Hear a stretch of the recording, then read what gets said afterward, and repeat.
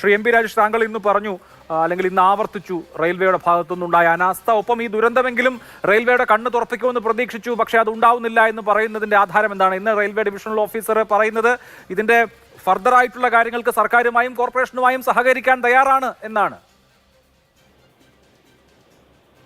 അങ്ങനെയാണ് റെയിൽവേയുടെ സമീപനമെങ്കിൽ സ്വാഗതാർഹമാണ്. പക്ഷെ റെയിൽവേ പത്രക്കുറിപ്പിനെ സംബന്ധിച്ച് വന്ന വാർത്തകൾ കണ്ടത് റെയിൽവേയുടെ ഭാഗത്തെല്ലാം ഭദ്രമാണ് എന്നൊരു അവകാശവാദം അവരുയർത്തുന്നതാണ്. അതല്ല എന്ന് തെളിയിക്കാൻ ഞാൻ ഇന്നലെ പത്രസമ്മേളനത്തിൽ സാധാരണ ഇല്ലാത്ത തരത്തിൽ ഒരു വീഡിയോ പ്രദർശിപ്പിച്ചിരുന്നത് അഭിലാഷ് ശ്രദ്ധിച്ചിട്ടുണ്ടോ എന്ന് എനിക്ക് അറിഞ്ഞൂടാ. കൊച്ചുവേളി റെയിൽവേ സ്റ്റേഷനിൽ മല പോലെ കൂട്ടിയിട്ടിട്ടുള്ള മാലിന്യമാണ്, റെയിൽവേ യാർഡിൽ കൂട്ടിയിട്ടിട്ടുള്ള മാലിന്യം. അതിൽ നല്ലൊരു പങ്ക് വെള്ളക്കുപ്പികളാണ്, മറ്റെല്ലാ തരത്തിലുള്ള മാലിന്യമുണ്ട്. അറപ്പുളവാക്കുന്ന ഒരു കാഴ്ചയാണ്. ആ റെയിൽവേയാണ് ഇവിടെ പലരും ന്യായീകരിക്കുന്നത്. ആ റെയിൽവേയാണ് സ്വയം അഭിനന്ദിക്കുകയും ന്യായീകരിക്കുകയും ചെയ്യുന്നത്. ഞങ്ങളുടെ എല്ലാം ക്ഷേമമാണ്, ഗംഭീരമാണ് എന്ന് പറയുന്നത്. അതുകൊണ്ടാണ് ഞാൻ പറഞ്ഞത് അത് റെയിൽവേയുടെ കണ്ണ് തുറപ്പിച്ചതായി കാണുന്നില്ല. അല്ല, അവര് യാഥാർത്ഥ്യ ബോധത്തോടു കൂടി സർക്കാരുമായി സഹകരിക്കാൻ തയ്യാറാണെങ്കിൽ സ്വാഗതാർഹമായിട്ടുള്ള കാര്യമാണ്. വൈകിട്ടാണെങ്കിലും ഇപ്പോഴെങ്കിലും അതിന് അവർ മുന്നോട്ട് വരുന്നുണ്ടെങ്കിൽ ഒരു വിരോധവും അക്കാര്യത്തിലില്ല. പക്ഷെ ഇത് ഉണ്ടായിട്ടില്ല എന്നതാണ് ഇന്നത്തെ അവരുടെ പത്രക്കുറിപ്പിലും കാണിക്കുന്നത്. റെയിൽവേ അവരവകാശപ്പെടുന്ന കാര്യം അവർക്ക് STPയുടെയും FSTPയുടെയും ആവശ്യമില്ല, കാരണം ബയോ ടോയ്ലറ്റുകളാണ് എന്നൊക്കെയാണ്. ഇമാതിരി അവകാശവാദമൊന്നും അംഗീകരിച്ചു കൊടുക്കാൻ പറ്റില്ല. റെയിൽവേയുടെ ടോയ്ലറ്റുകൾ ബയോ ടോയ്ലറ്റ് ആയതുകൊണ്ട് ഞങ്ങൾ അല്ല മിനിസ്റ്റർ, ടോയ്ലറ്റ് ഇപ്പോൾ ഈ പറഞ്ഞ സെപ്റ്റേജ് മാത്രമല്ലല്ലോ, ഇപ്പോൾ റെയിൽവേയുടെ ഭാഗത്തു നിന്ന് പറയുന്നത് അവർ കഴിഞ്ഞ ദിവസവും ചൂണ്ടിക്കാണിച്ചത് ഈ മാലിന്യം, അതായത് റെയിൽവേയുടെ ഭാഗത്തുള്ള ആമയിഴഞ്ചാൻ തോടിലേക്ക് വരുന്ന മാലിന്യം യഥാർത്ഥത്തിൽ നഗരത്തിന്റെ ഇതര ഭാഗങ്ങളിൽ നിന്ന് ഒഴുകി വരുന്ന മാലിന്യമാണ്. അതായത് ഈ മാലിന്യത്തിന്റെ ഉത്തരവാദിത്വം ഞങ്ങൾക്കല്ല എന്ന വാദത്തിൽ അവർ ഇപ്പോഴും ഉറച്ചു നിൽക്കുന്നുണ്ട്. ഇപ്പൊ താങ്കൾ പറയുന്ന വാദം അനുസരിച്ചാണെങ്കിൽ ഇപ്പോൾ ശരി, റെയിൽവേയുടെ ഈ 170 മീറ്റർ സ്ഥലത്തുള്ള ഈ മാലിന്യങ്ങൾക്കെല്ലാം റെയിൽവേയാണ് ഉത്തരവാദിയെങ്കിൽ ആമയിഴഞ്ചാൻ തോടിന്റെ ബാക്കിയുള്ള ഭാഗത്തുള്ള മാലിന്യത്തിന് കോർപ്പറേഷനാണ് ഉത്തരവാദി എന്ന് അതേ ലോജിക്ക് വെച്ച് പറയേണ്ടി വരും. ആമയിഴഞ്ചാൻ തോട്ടിൽ മാലിന്യമില്ല എന്നല്ല എന്റെ വാദം. അവിടെ റെയിൽവേയുടെ അധീനതയിലും മാലിന്യമുണ്ട്, അതിന് പുറത്തും മാലിന്യമുണ്ട്. അതൊരു സത്യമാണ്. റെയിൽവേയുടെ സമീപനമല്ല സർക്കാർ എടുക്കുന്നത്. ഞങ്ങൾക്ക് ഒരു പങ്കുമില്ല എന്ന് പറഞ്ഞ് കൈയൊഴിയുകയല്ല തദ്ദേശ സ്വയംഭരണ വകുപ്പ്, തദ്ദേശ സ്ഥാപനങ്ങളും ചെയ്യുന്നത്. ആ യാഥാർത്ഥ്യത്തെ നേരിടുകയാണ്. ഇത്തവണയും ശുചീകരിക്കേണ്ട ശ്രമങ്ങൾ ഇറിഗേഷന്റെ സഹായത്തോടുകൂടി, ഇറിഗേഷന്റെ ഉടമസ്ഥതയിലുള്ളതാണ്, നടത്തിയിട്ടുണ്ട്. പൂർണ്ണമായിട്ടത് വിജയിച്ചു എന്ന് ഞാൻ അവകാശപ്പെട്ടില്ല. അത് തുടർന്നും നടത്തും. പക്ഷെ റെയിൽവേ എടുക്കുന്ന സമീപനം എന്താണ്? ഞങ്ങളുടെ ഭാഗത്ത് ഒരു പ്രശ്നവുമില്ല എന്ന നിലപാടെടുക്കുകയാണ്. ഞാൻ ഒറ്റ കാര്യം ഇന്നലെ ചോദിച്ചു, റെയിൽവേ അതിന് മറുപടി പറയുന്നില്ല. റെയിൽവേയുടെ ഈ മാലിന്യം മുഴുവൻ എങ്ങനെയാണ് അവർ സംസ്കരിക്കുന്നത്? റെയിൽവേക്ക് STP ഉണ്ടോ? ഉണ്ടെങ്കിൽ പറയട്ടെ, എവിടെയാണ് അവരുടെ STP പ്രവർത്തിക്കുന്നത് എന്നുള്ളത്. റെയിൽവേക്ക് FSTP ഉണ്ടോ? ഈ ശുചിമുറി മാലിന്യം എങ്ങനെയാണ് സംസ്കരിക്കുന്നത്? അവർ FSTP ഇല്ലാതെ എങ്ങനെ സംസ്കരിക്കും? ഉണ്ടോ? മൂന്നാമത്തെ കാര്യം, ETP ഉണ്ടോ? എഫ്ലൂവന്റ് ട്രീറ്റ്മെന്റ് പ്ലാന്റ് ഉണ്ടോ റെയിൽവേക്ക്? എന്താണ് ഈ കാര്യങ്ങൾക്കൊന്നും അവർ ഉത്തരം പറയാത്തത്? അപ്പൊ അത്തരം ചോദ്യങ്ങൾക്ക് അവർ വിശദീകരണം നൽകിയല്ലേ ചെയ്യേണ്ടത്. അപ്പൊ ഈ മാലിന്യമെല്ലാം എന്താണ് അവർ ചെയ്യുന്നത്? ആർക്കാണ് അവർ ഖരമാലിന്യം, അതായത് അജൈവ പാഴ്വസ്തുക്കൾ കൈമാറുന്നത്? എന്തുകൊണ്ടാണ് ക്ലീൻ കേരള കമ്പനിക്ക് അവർ കൈമാറാൻ? എന്താണ് ഇതൊക്കെ? കോടതിയും കൂടി ചോദിച്ച ചോദ്യമാണ് കേട്ടോ അഭിലാഷ്. ഞാൻ മാത്രം ഉയർത്തുന്ന, അല്ലെങ്കിൽ ഞങ്ങളെ ഗവൺമെന്റ് മാത്രം ഉയർത്തുന്ന ചോദ്യമല്ല. ബഹുമാനപ്പെട്ട ഹൈക്കോടതിയും ഈ ചോദ്യങ്ങൾ കഴിഞ്ഞ ദിവസം തീർച്ചയായിട്ടും ഈ റെയിൽവേയുടെ ഇക്കാര്യത്തിലെ ഉത്തരവാദിത്വം ആരും അത് തള്ളിക്കളയുമെന്ന് ഞാൻ വിചാരിക്കുന്നില്ല. പക്ഷേ പ്രശ്നം റെയിൽവേയെ കൊണ്ട് മാത്രം തീർക്കാൻ കഴിയുന്നതല്ല. റെയിൽവേയുടെ അധീനതയിലുള്ള പ്രദേശത്ത് മാത്രമല്ല മാലിന്യം. അവിടെ ഇപ്പോൾ താങ്കൾ ഇപ്പോൾ കോടതിയുടെ കാര്യം പറഞ്ഞല്ലോ. കോടതി തന്നെ നിങ്ങൾ മുൻകാലങ്ങളിൽ ചെയ്ത കാര്യങ്ങൾ കോടതി ചൂണ്ടിക്കാണിച്ചിട്ട് ജിജി തോമസിനോട് സംസാരിക്കൂ എന്ന് പറയുന്ന ഒരു ഘട്ടം വരെ ഉണ്ടായല്ലോ. ആ നിലയ്ക്ക് നോക്കുകയാണെങ്കിൽ ഇപ്പോൾ സർക്കാരിനെ സംബന്ധിച്ച് സർക്കാരിന് ഈ പദ്ധതിയുണ്ട്, തദ്ദേശ വകുപ്പിന് പദ്ധതിയുണ്ട്. ഇപ്പോൾ ഇവിടെ ഇറിഗേഷൻ വകുപ്പിന് ചെയ്യാൻ കഴിയുന്ന കാര്യങ്ങൾ ചെയ്തിട്ടുണ്ടോ? കോർപ്പറേഷന് ചെയ്യാൻ കഴിയുന്ന കാര്യങ്ങൾ ചെയ്തിട്ടുണ്ടോ? ഇപ്പോൾ ഈ റെയിൽവേയുടെ 170 മീറ്റർ സ്ഥലത്ത് മാത്രമാണ് പ്രശ്നമെങ്കിൽ നമുക്കിതെല്ലാം റെയിൽവേയുടേതെന്ന് പറയാമായിരുന്നു. അഭിലാഷേ, ഇത് തിരുവനന്തപുരം റെയിൽവേ സ്റ്റേഷന്റെ മാത്രം കാര്യമാണ് പറഞ്ഞത്.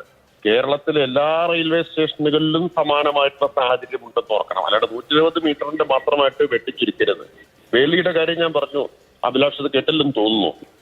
കേരളത്തിലെ എല്ലാ റെയിൽവേ സ്റ്റേഷനുകളുടെയും പ്രശ്നമാണ്. വിശദമായിട്ടുള്ള റിപ്പോർട്ട് 20 നടപടികൾ റെയിൽവേ സ്വീകരിക്കേണ്ടത് അഡീഷണൽ ചീഫ് സെക്രട്ടറിയുടെ യോഗത്തിൽ ഞങ്ങൾ നിർദ്ദേശിച്ചിരുന്നു.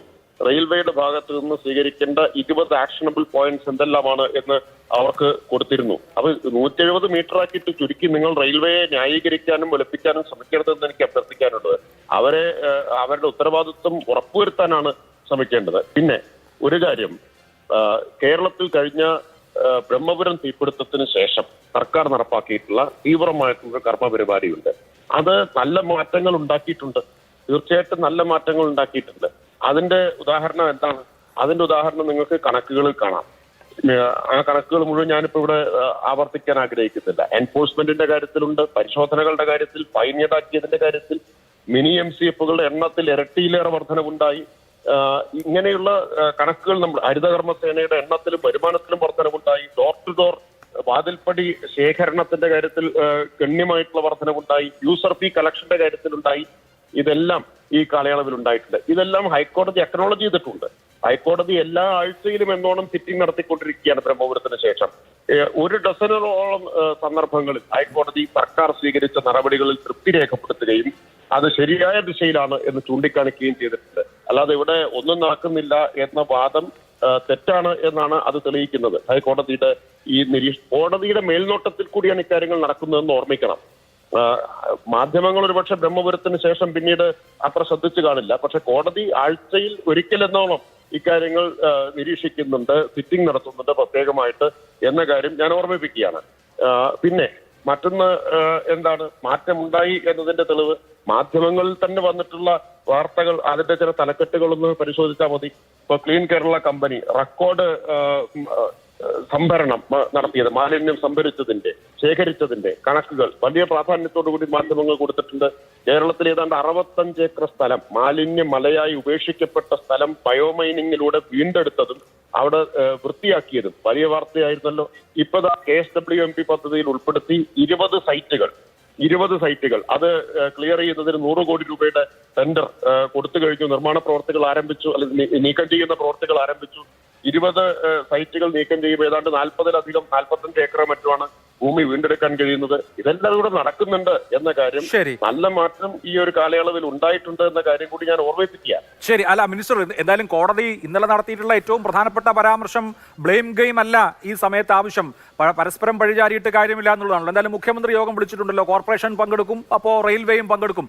സ്വാഭാവികമായും ഇതിപ്പോ എല്ലാവരും കൂടി ചെയ്യേണ്ട കാര്യമാണ്. സർക്കാർ ഉണ്ടാവണം, തദ്ദേശ സ്ഥാപനം ഉണ്ടാവണം, ഇവിടെ തിരുവനന്തപുരത്തിന്റെ കേസിൽ ഈ പറയുന്ന സ്ഥലത്ത് റെയിൽവേ ഉണ്ടാവണം. അപ്പോൾ ആ നിലയ്ക്ക് ഒരു ജീവൻ എന്തായാലും പൊലിഞ്ഞു. ആ നിലയ്ക്ക് ഈ പാർവതി പുത്തനാറിന്റെ കാര്യമാണെങ്കിലും ആമയിഴഞ്ചാൻ തോടിന്റെ കാര്യമായാലും തിരുവനന്തപുരത്തെ മാലിന്യ പ്രശ്നത്തിനകത്ത് കുറെ കൂടി കൃത്യമായ, അല്ലെങ്കിൽ കുറെ കൂടി നല്ല നിലപാടുകളും നടപടികളും വരുന്ന ദിവസങ്ങളിൽ പ്രതീക്ഷിക്കാമോ?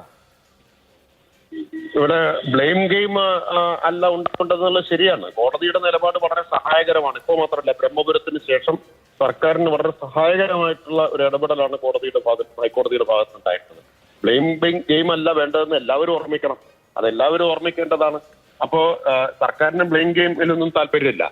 ഇതിൽ നമ്മൾ കാണേണ്ടത് ഓരോ വ്യക്തിക്കും ഇക്കാര്യത്തിൽ ഉത്തരവാദിത്തം ഉണ്ട് എന്നുള്ളതാണ്.